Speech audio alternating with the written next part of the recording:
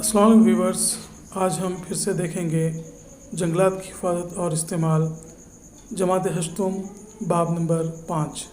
سدا بہار جنگلات ہندوستان میں کیرلا اور انڈمان جیسے علاقوں میں جہاں پر بہت زیادہ بارش ہوتی ہے وہاں پائے جاتے ہیں۔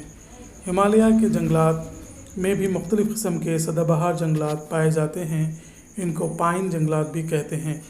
صنوبری مخروطی جنگلات نوکدار اور بہت باریک پتلے ہوتے ہیں اور یہ کونس پیدا کرتے ہیں۔ پتجھڑ کے جنگلات ایسے علاقوں میں پائے جاتے ہیں جہاں بارش صرف چند ماہ کے لیے ہوتی ہے۔ یہ درخت خشک مہینوں میں اپنے پتے جھاڑ دیتے ہیں۔ تلنگانہ کے زیادہ تر جنگلات پتجھڑ والے جنگلات ہیں۔ وہ پتجھڑ کے جنگلات جو زیادہ بارش حاصل کرتے ہیں، ان میں ویجی، اجیسا، مدی، ارجنا، بندارو، گٹکی، ساگوان وغیرہ کے درخت پائے جاتے ہیں۔ تلنگانہ میں ایسے جنگلات کومرم بھیم، آصف آباد، محبوب آباد، جے شنکر اور بھدرادری کے شمال مشرقی علاقوں میں پائے جاتے ہیں۔ ایسے علاقے جہاں کم بارش ہوتی ہے وہاں پر مدی، ساگوان، ویلگا، ایگس، یاپی، چیگورو، بلو، نیم، ڈیری سینا اور مدوگا جیسے درخت پائے جاتے ہیں۔ ہماری ریاست میں ایسے جنگلات عادل آباد، نرمل، ورنگل، کھمم، نظام آباد، کاماریڈی، جگتیال اور کریم نگر کے علاوہ راجنا پیداپلی، محبوب نگر، ناگر کرنول کے چند علاقوں میں پائے جاتے ہیں۔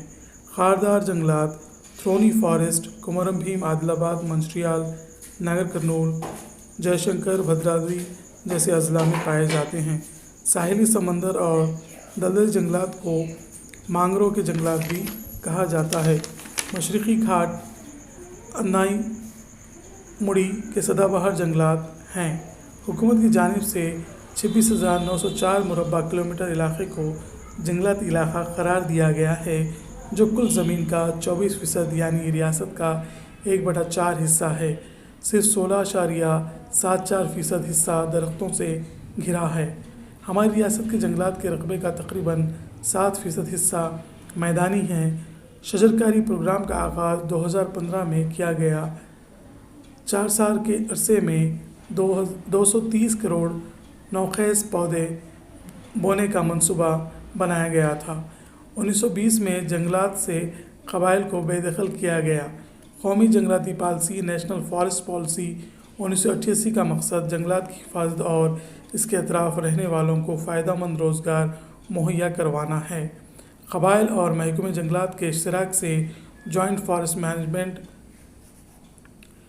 پروگرام شروع کیا گیا، جس کا مقصد تباہ جنگلات کی افزائش اور درختوں کو اگانے کا کام تھا۔